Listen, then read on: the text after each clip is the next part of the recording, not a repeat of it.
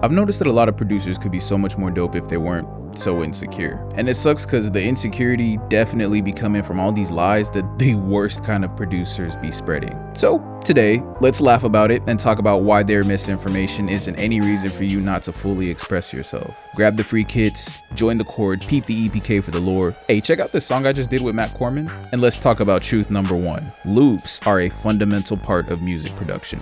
It's insane that anyone disagrees with this. Like, imagine having to explain the concept of collaboration to a fully functioning member of society. And let's put fully functioning in quotations because be so for real, these niggas eat bricks. People who disagree with this truth make trash beats, like the worst kind of trash beats, and they wear helmets indoors. Simple, period.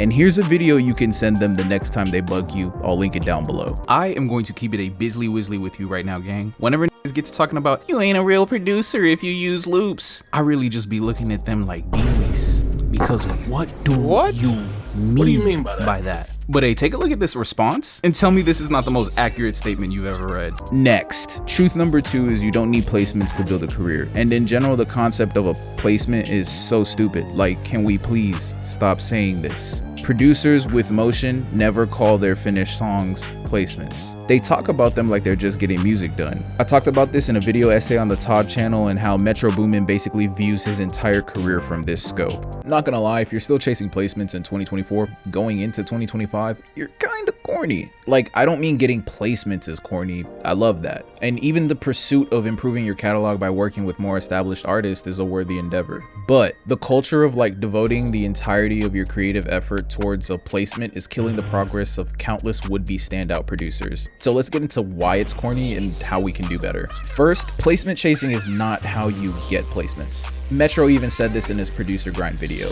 He don't view his songs with Thug and Travis like placements. He's literally just working with people he came up with. And the other thing I be telling niggas is lock in with an upcoming artist, like how you upcoming, just lock in with an upcoming artist. If you really want to just like, I say that's more like, that's like the cheat code. You could send a beat to Future or Travis and they could use it. You get some recognition and turn up off of it, but the chances of that is already even smaller. Then even if it do happen, like, that's cool. Pluto gonna be Pluto regardless. They gonna be them regardless of whoever beat they use. But I feel like as a producer, like, you break an artist, it's just so much more that come with that and so much more like opportunity and respect and things you could do. You lock in with an upcoming artist, like how you upcoming, and say y'all get some shit going and it pop off. Now y'all more in like a favorable position. 10th grade, I started to, get some traction with people online and out of town, started making trips to Atlanta, like this, that, and the third. Worked with OJ the Juice Man, Don Cannon, and from that, Juice introduced me to Gucci. I'm like in 12th grade. I linked with Future before. Me and Amigos history, it's so crazy that Bad and Bougie came to be one day because our history goes way before that and beyond that. We used to always go to this club on Friday called Mansion. They had the Bando song just came out, it started popping. We would go to Mansion every Friday, turn up, go back to Sunny House Studio, do songs, do whatever. It's always been like a relationship with us. Like, we all went to LA for the first time in our lives together. All our first LA trip, you gotta think, coming from Atlanta, St. Louis, like going somewhere to LA, it's like out the country. Me and Amigos, we got to watch each other grow. Me and Thug, we got to watch each other grow. Like, me and Trav, we got to watch each other grow.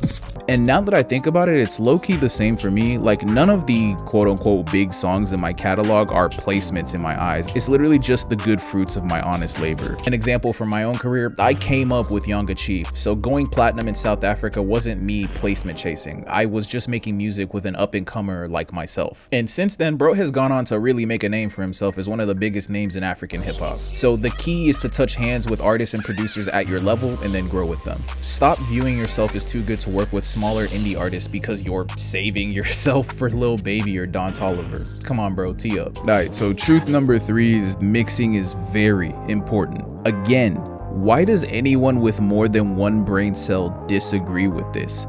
Like, think so logically about it for just 1 second, I beg of you. Let me give you a scenario.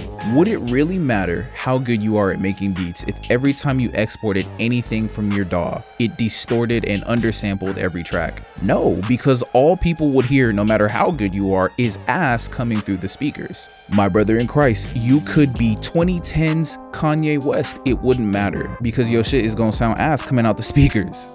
I'm not saying that's the case for you, but if it is, I just made this new guide on the Todd channel that teaches this super fast method to make your beats hit hard, none of the confusing shit included. Remember, homie, the truth will set you free. So here's another video essay talking about a whole bunch of truth, and that's appearing on your screen right now. And I'll see you there. Peace.